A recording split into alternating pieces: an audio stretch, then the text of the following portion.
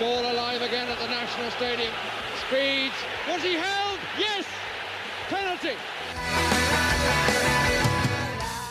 So often in the past, Wales have suffered because of penalties in vital matches. Gordon's there. Field, surely a handball. Penalty kick. It's a penalty kick for Scotland. Paul Bowden to take it. Oh, and he's hit the crossbar. Sensational from Huw Robson-Kanu. Bale! Gareth Bale, NBE. These home forwards are in fighting trim. John Charles again passing to Tapscott. He shoots and it's in. Wales have opened the scoring. Great job, Ian Rush. Yes! 1-0. And Wales have finished with a bit of a swagger.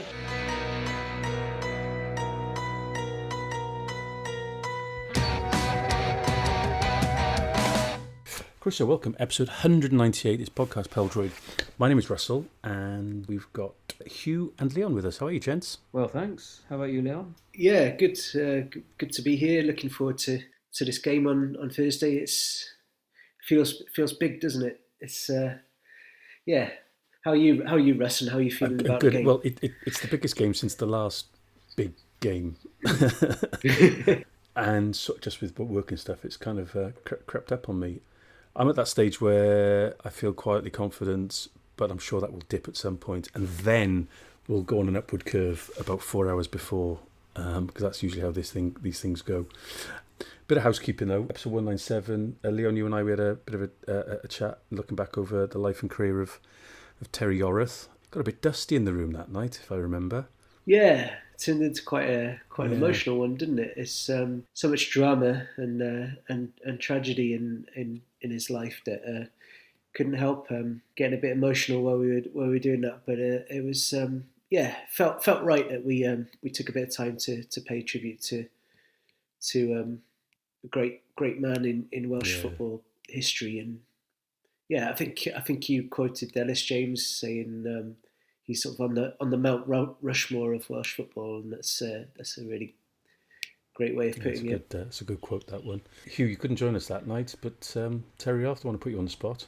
Only that I know him as an icon, as a player, and although obviously the managerial stint is known for one thing, being one of our more successful managers during that period as well, because obviously it went horrendously after he left. But as a player, it's only kind of the stories I've heard. But he was, as I said, the Mount Rushmore thing, when you see flags and the kind of the players that are continuing on there as legends, like John Charles and Bale now and things, Yorath is often on that pantheon, if you like. And just so I've got kind of respect from a distance, if you see what I mean, having obviously never seen him play live and not even seen that many clips, unfortunately. I need to watch more because it's not as if they're rare. Yeah, on pitches that occasionally have some grass on them as well. Occasionally. Yeah. Well, so there were some kind words back from a handful of people after that episode, and it's one of those ones where you obviously you don't want to do it because you know it's going to be sad, but you also, and I think even more so with some of the things that he had to put up with in his life, but you can't not do it. Because, as you said, he's up there in the pantheon. He's one of our all-time greats. Not only that, he's important. I think there's always going to be players and managers, I suppose. When you're in your formative years as well, they mean that little bit more just because you're, I don't know, an impressionable teenager. It's like bands. It's like certain films, certain books. They just get you at that moment in your life when you're just trying to make sense of the world and everything else that's going on. And for me in a Wales team, him and a Wales team are just just intrinsic for me. And so highs and lows, he's just part of it, and that's why he means so much to me, really. So yeah, like I said, I hope we did that justice. And I would imagine there'll be some sort of tribute on Thursday to him, I would imagine. I'm not sure off the top of my head if we've lost anybody else in that time. I know sometimes fans who've left us get a mention, but I'd be surprised if there isn't something to do with Terry and the FA. They would have something planned, and I certainly hope there is, actually. Come to think of it, if there isn't, but I'd be amazed if there isn't. So yeah, it's Monday evening, so still a few nights out from the game. And I've had a little look at that. I think it's a clean bill of health after the weekend, notwithstanding there were some absences anyway, which I'm sure we'll touch on. But I think we've got through the weekend unscathed, and Harry Wilson scored again. There was quite a few clean sheets as well. So as weekends go ahead of any game, let alone a key game like this, Bellamy's probably really happy with how the weekend went. And have I missed anything? 2 assists for Nico Williams, although one was are they both corners or not? But anyway, yeah, 2 assists for our assists. Yeah. Oh, Jordan James scored a belter the other. That wasn't the weekend. Sorry, that was the weekend before. But he's in good form since coming back from injury. It's good. I thought we might miss. Yeah, but a clean bit of health. Otherwise, yeah. I think so. Cool. Yeah, I think I mentioned this, that like if Bellamy goes with a back seven of Darlow, a back four of Nico, Rodin, Lawler, De Silva, and Jordan James and Ethan Ampadu as holding midfielders, then all 7 of those played at a weekend and helped keep clean sheets. Just an interesting one in terms of form. And then Wilson, of course, he scored for Fulham, his first goal back after the little break for injury, which is great. And then David Brooks played. I think he came on against Man United in a draw. Brennan Johnson didn't play because Palace. Oh yeah, that's a good one. Yeah, Sorba Thomas. They went on to lose. Yeah, there's only so much you can do. Yeah, and Dan James and Brooks came on. Liam Cullen came on as well for Swansea. Just sort of going through it, it's quite interesting because I listened to an interview with Rob Page with Mark Chapman the other day. He was talking about how difficult it was because so many of the players didn't play, and it was coming to international camp. You'd have one group who played games and then another group who hadn't played at the weekend, and it was all getting them up to speed. But I think with looking at this squad, everyone has played in their most recent, who's likely to play for this game on Thursday has played over the weekend or in the week, at least in case of, say, Brennan Johnson or Nathan Broadhead. Yeah, it's not like we've got a squad of people who've just been sitting on a bench for ages, which is a good thing, I think. Yeah. And they get the games that mean something as well, isn't it? You've got teams now really pushing for playoffs. You've got cup games like, for example, Broadhead, for example, in the FA Cup. They're games that have something really riding on them. And I know all games do in terms of like 3 points, but there's that sort of treadmill, if you like, of games coming up now. It's that end of the season, or coming to that end of the season for players, and there's players in the mix for going up. You're looking at Jay De Silva, for example, with Coventry, and at the same time you've got players who are kind of looking over their shoulder for fighting against relegation in the shape of Nico. So games matter as well. There's some meaning. They're getting a lot of minutes under the belt. So I think not that Bellamy's ever made lack of game time ever an excuse, to be fair to him, but I see where Rob Page is coming from on that one. But it's always been incumbent on a Wales manager to have to get players from a lower division to play out above themselves a little bit, and to. So yeah, I see where he's coming from, but there's always been those sorts of caveats with a Wales manager, pretty much. So yeah, no, I think Bellamy will be happy with it. But in terms of some of those absences, you mentioned defence. Obviously, there's no Ben Davies, and then ordinarily, if Mepham was injured, you'd kind of go, "Oh, it's a shame," but we've got options to step in. But without Ben Davies, suddenly then we start looking a little bit. Not thin on the ground, but you just begin to think, okay, is it Lawler that's going in? This is a big game, aerial challenge, big, strong, dominant team we're going to be facing. I think there was a few kind of talks on social media that he's seen more as a bit of a ball player. He's not that physically imposing sort of player, whereas Mepham might have come in that regard. So we're sort of missing those two. Then you think, oh, actually, we're missing Kiefer Moore. He's really important at set pieces in and around our own box as well. So suddenly we feel like we're lacking a little bit of height. Yeah, He's probably my only concern, and just kind of a little bit of leadership as well, I suppose. Certainly without Ben Davies, although I guess we probably adjusted to not having him, given that he's been injured for a while now. I definitely feel the same way about the height. It's not something I usually kind of look towards in squads, like, oh, what's the average height of our players or anything like that. But I mean, you said defence thin on the ground. To steal a line from Eddie Izzard, kind of thin in the air as well. Like Mepham, I think, probably would have started and would perhaps have had a handle on handling Dzeko at set pieces.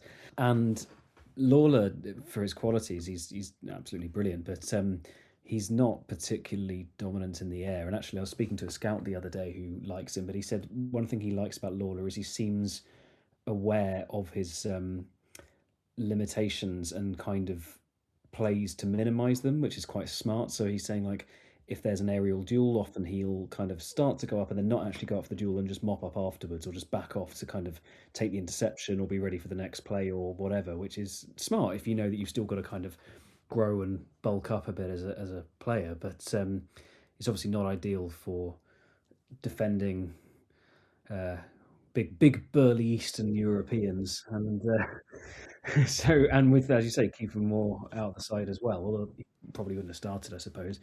It does suddenly look a little bit more lightweight than it might have been. Oh, and also Jada Silva being about 4 foot tall, of course. Yeah. I mean, I'm looking at it according to the internet. Anyway, Must be true. Must be true.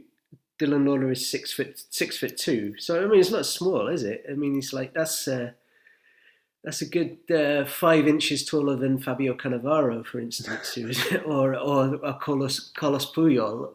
Some of the best centre backs of the last 20 years or so. So I mean, true. I don't know. It's not like he's tiny. But I know what you mean. It's sort of, you kind of feel maybe just because he's young. It's kind of a dominance factor, really. Yeah. Rodon is the same height as Dzeko, at least. So, surely Rodon's got to take Dzeko. And set pieces and so on. I'm encouraged by the fact that Leeds played Brentford at the weekend up against the second top scorer in the Premier League in Thiago. A guy who's just been called up for Brazil and kept a clean sheet. And so, that's good. And a good set piece team, Brentford as well, good set piece team. So the fact they've not conceded to that is hopefully pretty useful for us, with Rodon and Ampadu and Darlow all in that defensive box, if you like. Yeah, exactly. I mean, the other option is, I hadn't really considered this before, but like, considering that Bellamy seems to really like Cullen and Sheehan, might he play Ampadu alongside Rodon in central defence and bring one of those guys in to play alongside Jordan James in midfield, maybe? Because Ampadu and Jordan and Rodon obviously have played a lot of games together for Leeds in defence, I think, last season particularly. So that's another option for him. And then there's also Ben Cabango, who hasn't had that many caps in terms of the in relation to the number of call-ups he's had. He's been he's very patient. He gets a few minutes here and there, gets the odd start. Obviously plays very, very regularly, and he has that physicality as well that we're talking about. So I'd be okay with Cabango. Never quite sure he's as comfortable on the ball as some of the other options that we've been discussing, but there's something you were talking about, kind of like burly Eastern Europeans, and there's something we can sort of risk. There's a risk of falling into sort of stereotypes and things. But then I also remember that game out in Zenica, and many years ago now, of course, but they were quite aerial, and we just didn't sort of deal with it. And I remember thinking, well, there's sort of like James Collins was in the squad and on the bench, and sometimes you just got to meet fire with fire. I've been just doing some rapid fire stats research on Bosnia's last few games, and I think it could be quite. I mean, I think they could beat us up a bit. Just looking at the fact that their matches have a lot of fouls from both sides. Like, I'm not entirely sure of what the average foul count in a game is, but in the Football League, it's like about 20, low 20s, like, between 21, 24-ish fouls a game or something. And in 3 of the last 4 games, the foul count in the Bosnia games has been 31, 35, 37. Like each side committing 16 to 20 fouls or whatever. It just feels like it's really bitty, and they've had an opponent sent off in 3 of those 4 games as well. So I kind of think it might be quite physical, and also we're going to have to keep our heads possibly. I know this sounds really kind of 1950s. These, as I say, coming from behind the Iron Curtain with their wily ways and their brute strength. But I just looking at those, that looks like it could be a bit of a punch up, and we'll have to kind of rise to the challenge with that, but also not get drawn into not playing our own game. So I don't want to call that like a concern as such. It's just kind of things to look out for and to be on our guard against, I guess. I think Lawler will play. I think Bellamy really likes Lawler. And I think part of that is that we expect to have good possession, like 60, 65% possession. I'll be surprised if we don't. And it'll be about, whether we can get those kind of moves to flow like we did in the North Macedonia game last time out or not. Because, I'm sure they would have come to Cardiff wanting to be kind of bitty and horrible, and they only needed a draw. And it's just about what I think, whether we can play with that zip, that pace, and which would probably be too much for them. I think, in terms of movement, pace and movement, and not getting sort of dragged into a physical game, which we would lose. I'm pretty sure, because we're not that kind of side, and it's going to be about using that possession that we have well and clean. I think Bellamy said clean. He was impressed with the cleanness of the passing and our movement and everything. And it's going to be about how cleanly can we move the ball and get into scoring positions. I see that as being key. But I can also see us looking to draw fouls in and around the box when you've got a goal threat like a free kick threat like Harry Wilson, for example, and seems to be like everything he hits goes in at the minute. So they're going to be, do they go in? Do they get tight and then risk balls being kind of flicked around them and past them? Do they stand off a little bit? And I think they'd look back at our last game against Macedonia, and think, bloody hell, they can move this ball around quickly and efficiently, like you're saying, crisply and cleanly. So are they going to want to really get into us early on and try to just sort of disrupt our rhythm and unsettle us a little bit? I can probably see a little bit of that. I can see it being messy to begin with. And then you hope the referee's going to be strong and on that, really.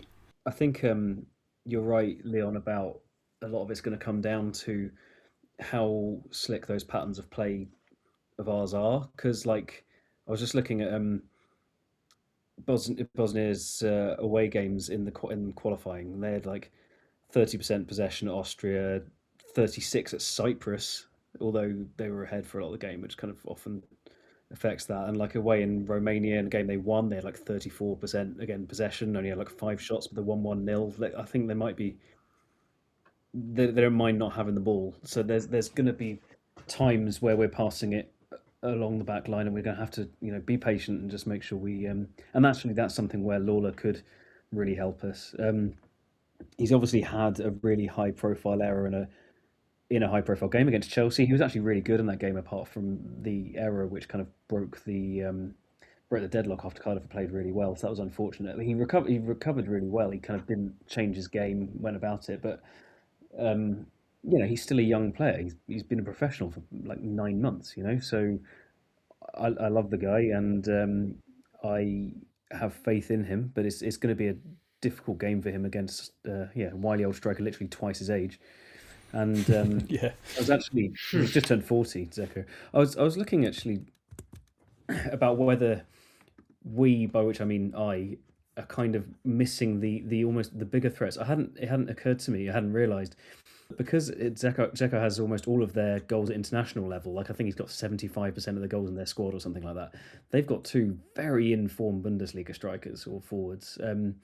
Tabakovic, who's played some, has got 11 goals in 2,000 minutes this season at Gladbach, which is pretty solid. That's I'll do some fast maths and calculate a goal every other game. And Demirovic, who I don't know a huge amount about, I must admit, He's got 9 this season, averaging a goal every game and a half. Got 15 in the Bundesliga last season, 15 in the Bundesliga the year before that. Like, those are goal threats outside of Zeko. So I'm sure Bellamy obviously knows all this stuff already, but certainly for myself, I need to kind of look past the famous name on our shores, and they will have threats. They've scored in like almost every game. Again, I don't want to kind of put the knockers on this or anything like that. You know, we are favourites, we are in a strong position, but I don't think it's going to be as perhaps easier game as some think. When they lost, I think they've scored a goal they've scored at least every single game since like they were thrashed by Germany 18 months ago, basically like that. So like 10 games running or something. So we'll have to be on it. Yeah. I mean, the other thing I do with these things is I look at like the clubs they're at as well, and I know that doesn't necessarily tell you a huge amount, but there's Cluj, there's, Young Boys Bern, PSV, Hull City, Paphos, Sassuolo, Atalanta, Benfica. I'm not saying they're no good, but there's not maybe players at top teams, regular sort of knockout bits of the Champions League. So it reassures me a little bit, but that's an amazing stat though, isn't it? That Deco's got like 75% of their goals, and I think I worked out he's got something like 18% of their goals ever since they became independent. 146 caps, 72 goals. No one else. Next highest in the squad, I think, is it 4? Yeah, it was like us for a long time, wasn't it? But we've managed to get a few more now. Like Dan James got 9. Brennan 7. 7's more than I would have guessed actually for Brennan Johnson, and 6 for Brooks. So we're sharing it about a bit more than we used to. Yeah. Obviously, Kiefer and Moore would have plenty if he was in the squad. But it's interesting you saying they've scored every game since they got hammered by Germany, because I'm looking at our games in Cardiff since we beat Montenegro in the Nations League in October 2024. So we're nearly 18 months ago now. We've put in games in Cardiff, we've put 4 past Iceland, 3 past Kazakhstan, 3 past Liechtenstein, 2 past Belgium. Yes, they scored 4, but then 7 past North Macedonia. So I kind of feel like if we don't score more than 1 goal, because of the way Bellamy's set the team up to attack and to dominate possession, and especially at home, then something would have, gone very wrong. Yeah. So I'm kind of like, which is possible, but I'm kind of like thinking we should score at least 2 goals, because that's kind of what we do in Cardiff, we'll probably concede, but it's going to be a case of, well, will we score more than them, perhaps? Yeah, and I certainly don't expect it to be an easy game, but I can't really, I don't really see it as being a 0-0. It probably will be now. I've said that. Yeah. I'm trying to remind myself that they were 15 minutes from qualifying automatically. They had to go and win in Austria. They were winning 1-0 for most of the game. Austria equalised, but at the same time, we've got a collection of good players and a coach who gets, I'd say, more right than he gets wrong. We've got home advantage. We are favourites for a reason, and we should feel confident going into it. But just got to remember their strengths as well, of course, which I'm sure the players will be doing. One thing I would really recommend people find, if I'd have forgotten, I don't know, but a Bosnian, one of the main Bosnian sites, kind of websites and newspapers, did a promo for this game using some AI slop, as it's called now, or CGI and stuff, in which it's showing their players kind of putting siege to the Cardiff City Stadium as if it was a castle. They're saying, like, in the land of legends, and there's like a red dragon sitting on top of Cardiff City Stadium guarding it, and he's like, but we have our own dragon. And then this huge blue dragon appears, and they have this like fiery fight, and the red dragon kind of flies off, slinks off, and the blue dragon settles there. And because they've won.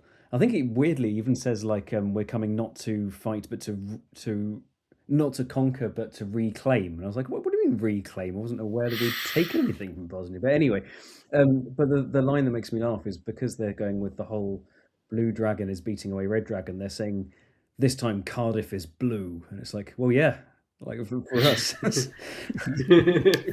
Seems will be. Anyway, it's absolutely wonderful, and I recommend looking for it because it is, to be fair, it does the job. It stirs the passions. It's just very funny to watch from our perspective. Maybe it's a dig at Vincent Tan about Cardiff being blue and not red and stuff, but about 10 years out of date. Sergei Barbarez is in the squad, unlike the last couple of Bromby games, thanks to Steve Cooper. You shared a link just before we started. That's some major shithousery on the part of Steve Cooper. Fair play. So Barbarez is the manager. Oh, sorry, Barbarez is the manager. Sorry. So Barbarez is the manager. Yeah, Benjamin Tahirovic is the player. I mean, do you want to? We should read the quotes because they're pretty explosive. He's not kind of implying or suggesting. He's outright accusing Steve. Yeah, Steve Cooper. One of you would have to read them because I can't even get the names right. So basically, Steve Cooper manages Bromby, and Benjamin Tahirovic plays for Bromby, but has been left out of the last two matchday squads. And Barbarez has said, Benjo, the player, Benjo has told me some things that are hard to believe. It is something to do with his coach's roots and origins. When your coach wishes you, but not your national team, good luck, everything is much clearer. He has told him that everything will return to normal after the national team season. I am not like that. I love and value sport and competition more. I mean, it's an extraordinary claim, not least because it relies upon the assumption that Cooper would do this and then tell the player, no, I'll tell you exactly my nefarious plan. It's remarkable. Bromby have denied it, obviously, and Cooper have denied it. They said he wasn't meeting standards or whatever, but superb. As you say, shithousery of its finest.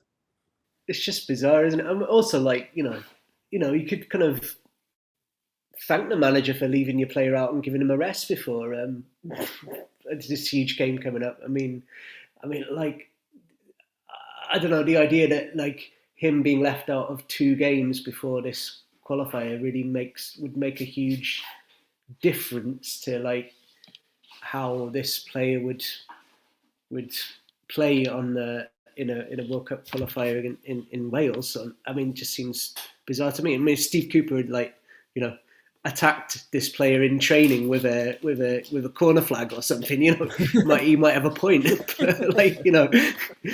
Oh, I don't want you to play well against Wales, so I'm going to leave you out for a couple of games. Like, just what?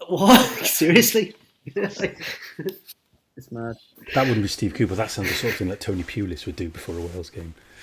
I don't know, looking at it a bit more, do we know what this not meeting of standards thing is about? Is it training effort? Is it timekeeping? I mean, it possibly reads to me, the more I read it, that it's the Bosnia manager sort of protecting his player a little bit by kind of going, oh no, there's this sort of stain on his reputation, and instead of that, I'm going to protect him and dig out his coach because there's an easy thing to target there. I don't know, because he has been a regular player for them. He played pretty much every game last calendar year. Not that he has a huge number of caps, but it just seems a bit. It does seem a bit strange. But good on you, Steve Cooper, if it is true.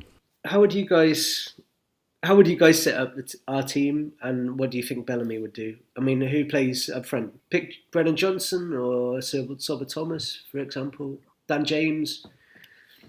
The striker issue is really interesting, isn't it? Because you've kind of got with the aerial option gone, in Kiefer Moore not being available, you've got the kind of the willing runner who doesn't score in Harris, or you've got the player who should score the goals in Brennan Johnson but hasn't really shown it when he's been put in that position before.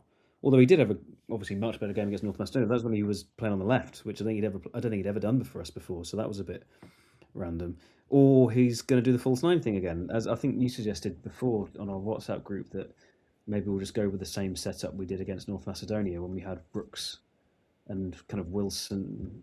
I mean, Wilson's just like a floating number 8, really, isn't he? Floating number 10, maybe. But Brooks in that theoretical striking role, like he did in Brussels as well. maybe that's how he'll play it, and think that will help because it will draw out the Bosnian defenders. Not sure who to mark. That might be the best way of going about it, rather than trying to sling balls into the box or whatever. That's possibly the best way of going about it, I think. Yeah, I think I'm inclined to agree with that, personally. I think Dan James is a funny one because Dan James hasn't had as many minutes under Bellamy as I'm sure Bellamy would have liked, but also as many minutes as some of the others. So, and he's not starting regularly for Leeds, is he? So, whatever I look, he hasn't been. So, I don't know on that one. And has he got something up his sleeve for Dan James that he'd love to try out that he hasn't had a chance to? And then you think, well, is this the game to try something, or is this the game to have a roll of the dice and try something that, in respect of Dan James, Bosnia can't possibly have prepped for because none of us have seen it. I don't know.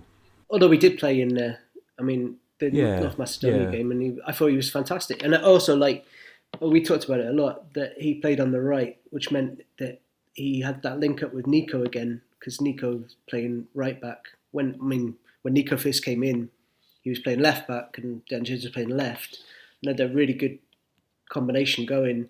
And we saw it on the right hand side against North Macedonia, and that was really promising. So I'd even though he hasn't started many games for Leeds, I'd be looking to maybe pick him from the start to play on the right and Brennan Johnson left. I mean, basically go with that kind of front four without a kind of recognised centre forward that caused so much damage against North Macedonia. I think was the way I would go, and Brennan Johnson wide left probably. I was really surprised he dropped Sorba Thomas for that North Macedonia game, and then obviously it was paid off because Thomas has been, after Wilson, like our best player under Bellamy for the last couple of years, and certainly our best attacker after Wilson. He's been excellent. He's had a really, really good season at Stoke as well. He's got he's about to get 10 goals, 10 assists, which nobody else in the league has done yet.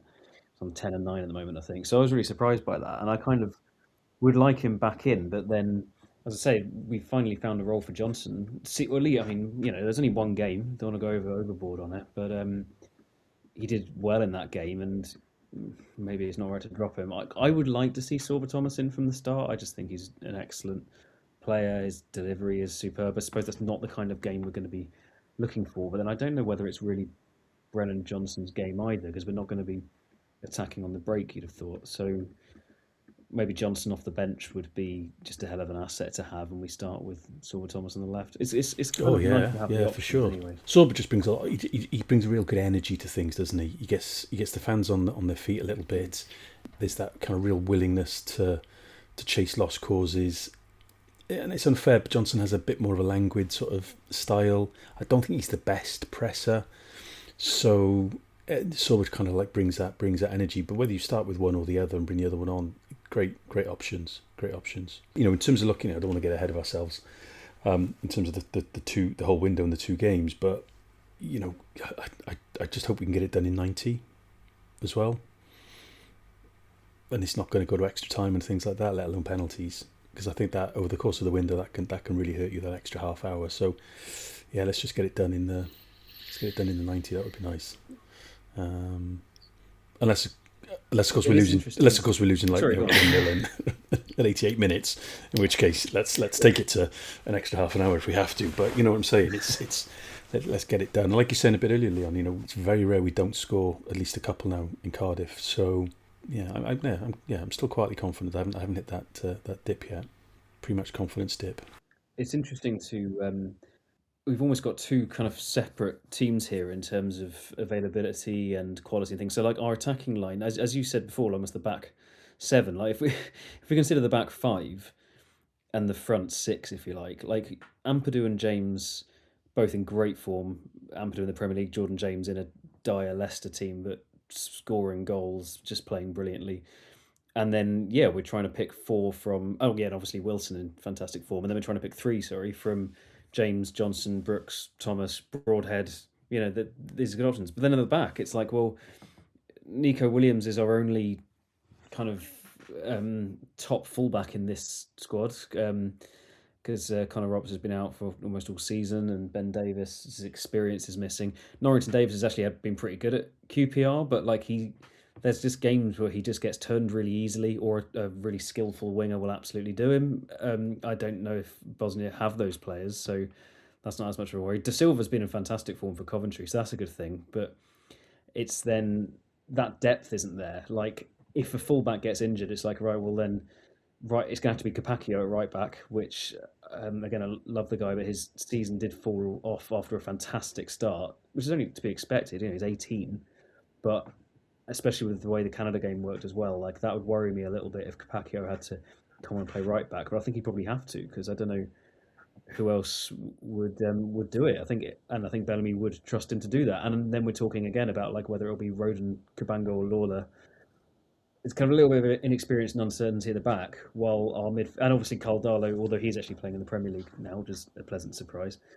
So it's not terrible, certainly, but our attacking options are like so much better than our defensive options in this window, and just got to hope that we can find on the right, settle on the right partnership in that back four, and that Darlow kind of steps up a little bit. Like he's not been fantastic for Wales so far. He's been all right, but the fact that he's starting games in the Premier League at 35, we didn't see coming. So if he has a big game, that point about Lawrence and Davis, just going back to what we were saying about the kind of like our sort of aerial prowess and our ability to defend aerial threats, he's pretty decent in the air as well. So if there is an issue around that, and maybe they play sort of diagonal balls and that kind of thing, they're wanting to play towards, the shorter sort of fullbacks and things like that, then he's pretty useful in that regard. He probably lacks a little bit going forward in comparison to De Silva, but maybe Bellamy thinks there's enough going forward. I don't know. The De Silva was really good. I mean, for all of the attacking threat, I mean, he scored 7 goals at home. Clearly, one of them's a hat trick, and there's some great interplay amongst those 4 players. I thought De Silva was a little bit sort of overlooked then, I guess, in all of that. I guess it's kind of natural, but I thought you had a really good game against North Macedonia, and beautiful little lofted pass for one of the earlier goals, possibly the first goal. Looking back, I think it was the Brooks goal.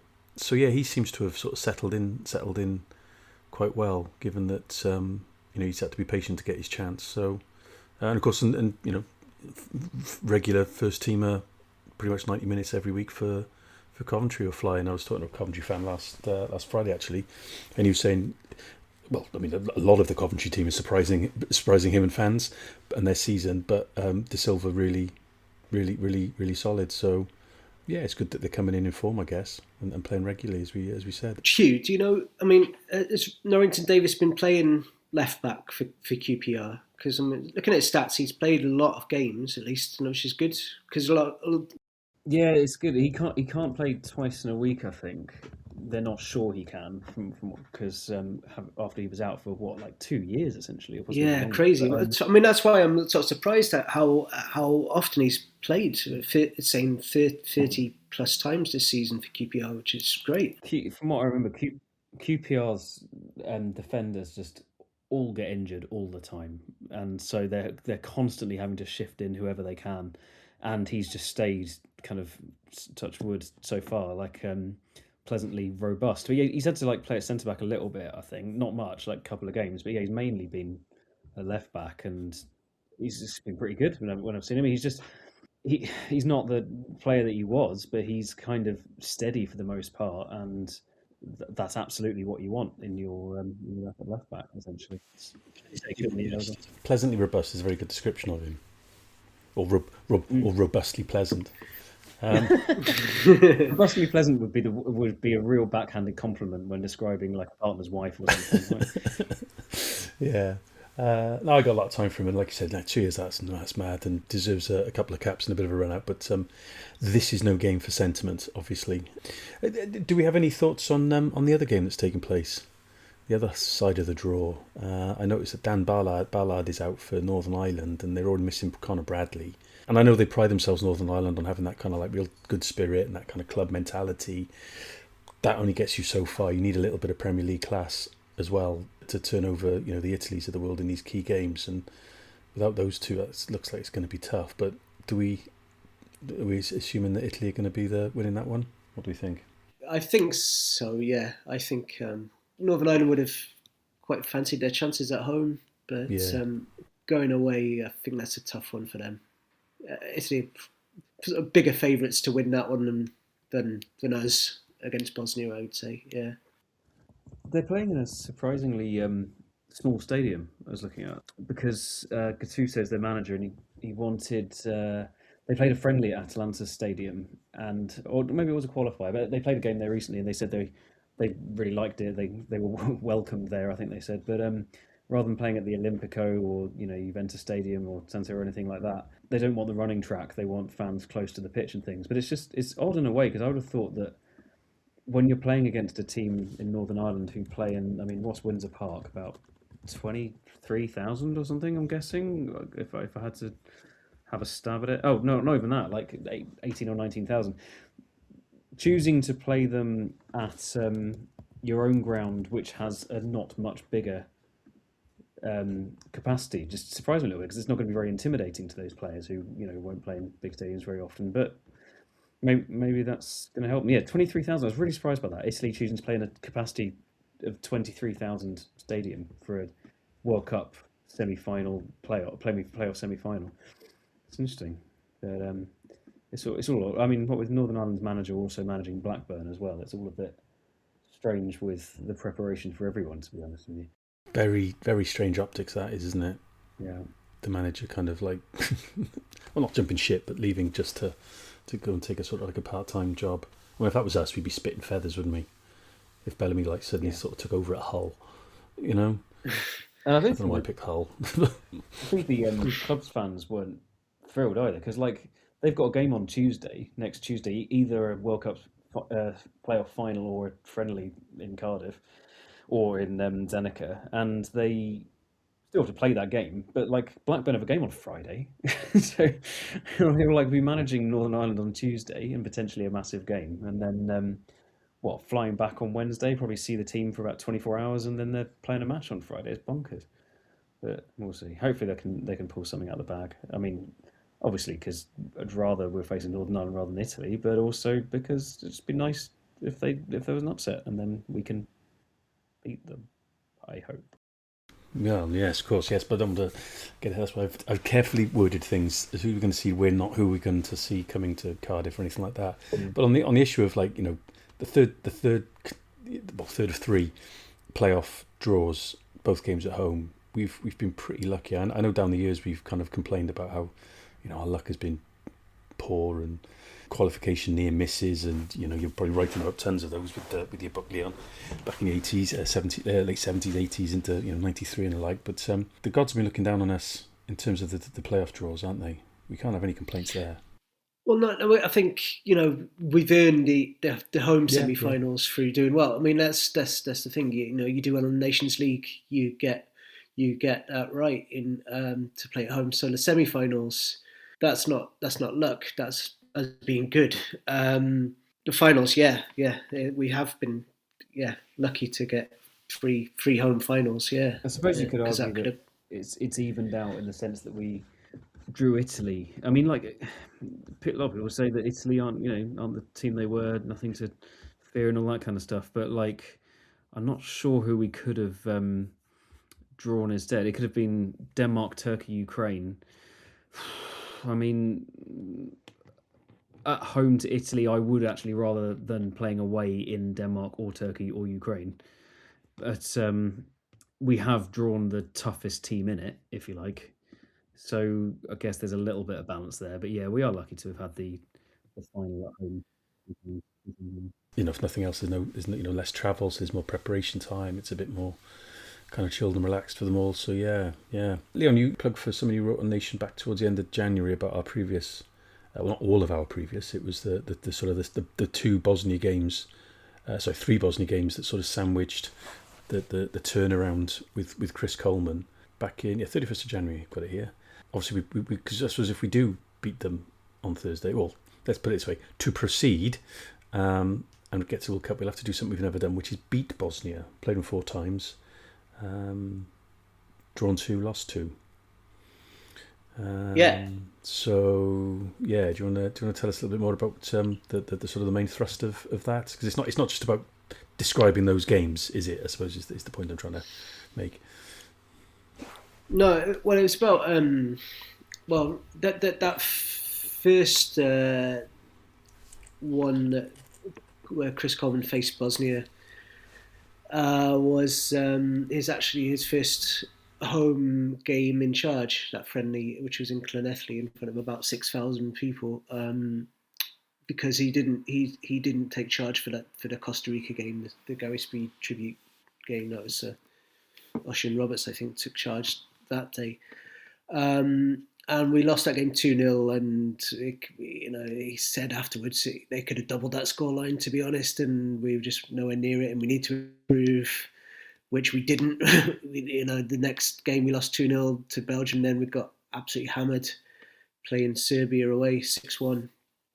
And things were just very, very bleak at that point. And that home game, the friendly against Bosnia, we kind of got bullied, and then we went out to Serbia and got bullied, and it just seemed to continue this pattern of always getting bullied by these kind of ex-Yugoslavian teams, which we just never seemed able to beat as well, or compete with. With an appalling record against Yugoslavia and then teams from Yugoslavia, and then following at least that 6-1 in Serbia, Coleman resolved to start sort of doing things his way, and took the captaincy from Ramsey, gave it to Ashley Williams, being kind of one of the main things, but also players with phased out: Adam Matthews, Darcy Blake, Steve Morrison, for example, and some other players came in, and by the time we played Bosnia again, which was the start of the Euro 2016 campaign, or the game after the Andorra game, that something had shifted, And in Coleman, in the team, James Chester had come in. It was a big player for us. That was only his third cap, and even though we had our two best midfielders out in Joe Allen and Aaron Ramsey, both injured, and Bosnia had a kind of full strength team off the back of playing at the World Cup with Dzeko and and Pjanic and Bezic, absolutely at the top of their game. Yeah, the Begovic in goal as well. Good players, like top European players. We ground out a 0-0 draw in an absolutely fantastic game. Brilliant football match. So intense, really tough match, and that was a big shift. I think it kind of really we needed to stay unbeaten at the start of that group, and we did. And they were always going to be our biggest rivals for second place behind Belgium, and we kept ahead of them, all the way through after that. And I don't know. I just thought it was interesting, that shift in that 2 years between 2012 and 2014, and how we were kind of in 2014 finally ready to sort of compete against these kind of teams, and our mentality was so much better. And generally it's been good since, and we've had some successes against more successes against these former Yugoslavian teams as well. Beating Croatia for the first time under Page, of course, and then obviously the 7-1 against North Macedonia last time out, being the biggest indication yet that these teams aren't as problematic for us as they used to be.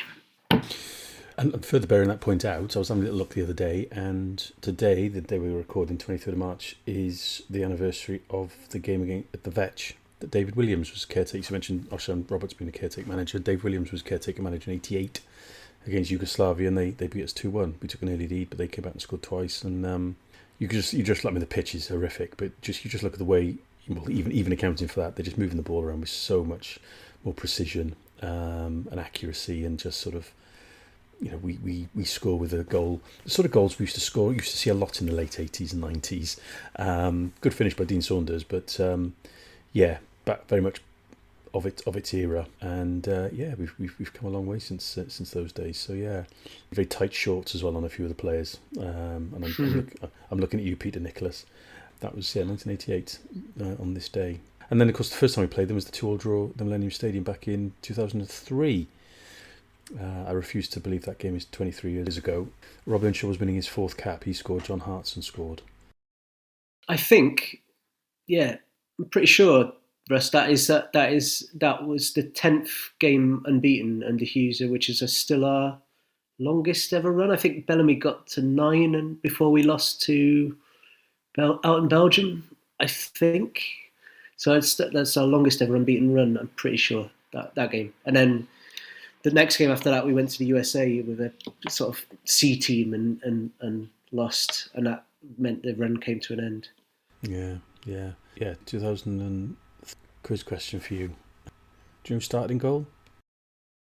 2003? Okay. Yeah. Martin Margetson. Not Paul Jones. Jason Brown. Yeah, no, neither of those. Because it wasn't Jones, Hughes was obviously having a look at some of the backups. He changed at half time. It was Darren Ward. Darren Ward. Yeah, God. winning his third of what ended up being 5 caps. And then Mark Crossley came on at half time. Reece Weston started. Speed, Melville, Page, Pembridge. I mean, it was a first choice team to a large extent. Savage, Bellamy played. Hartson went off on 81 minutes for Gareth Taylor, not R1. Simon Davis, Rob Earnshaw, and Jason Kumas came on for only his 3rd cap. And just to emphasise how long ago it was his son's in this squad. Mm. Yes, good point. Yes. Good point. Yeah, and Yes. doing okay as well. One of those loan moves that you want your young players to have, rather than sort of just twiddle their thumbs on the bench, and with a struggling or with a struggling team, in a struggling team. So yeah, not expecting to see much of him maybe this game though, because I think he's a bit down the pecking order in terms of the attacking options. But so that takes me back, that game. Might dig their programme up later and see what's in it. And Dzeko didn't start in that game, didn't play in that game. Anyway, here's an interesting thing for you. Sergei Barbarez played in that game. So both the managers for this week played in that game. Barbarez was at Hamburg, was winning his 20th cap at the age of 31. So there we go. So, can I press you for predictions? I'm usually very negative in our predictions, but I will go 2-1 Wales. I think potential for 3-1, but I don't know. I think it's going to be a little bit physical and a little bit slow to start, so I'll say 2-1. I was going to say 2-1. And so was I, actually. So I was there. So shall I take? Shall I? Yeah. It's like I said earlier. If we don't score at least 2, something's gone wrong because that's our strength. This is what we do in Cardiff. This is what Bellamy sets the team up to do, to dominate possession and attack. But we will concede, I think. Yeah. So I'll tell you what, as Huw took 2-1, I'll take 3-1. But not. I don't think it's going to be like we'll race into a 3-goal lead type thing. I think it'll maybe be run away 94th minute third. Is that what you're thinking with the keeper up? That sort of thing. It'll be maybe like we might go 2-0 up and they get it back to 2-1 and they're pushing forward and we get a third to seal it late or something like that. We street clear. Mark Harris has got no one to beat because he's come off the bench. The keeper's up. He hits the post and it rebounds in off his knee. I know. I like Sparky. I do really, but will that be his first goal for about 3 years then, something like that? Yeah, because he scored a goal a little bit like that for Oxford the other day. It'd be his first goal for us though. Yeah, but I mean, he's hardly scored for Oxford, has he? No, he only scored in transfer windows. An indication of how disliked he is by Wales fans is, I won't dig them out publicly on this, but there was someone on Blue Sky saying, basically sort of bemoaning his inclusion in the squad, which I kind of get on a certain level, but actually put Will Vaulks forward as a more valid inclusion, and I just thought, well, we're at the Will Vaulks level of better alternatives. Well, I know you've always had a little bit of time for him, Huw, but I think there's a pragmatism here, because I know, and we haven't mentioned Matondo, for example, who I think people are looking at and going, why? I think there's a pragmatism here.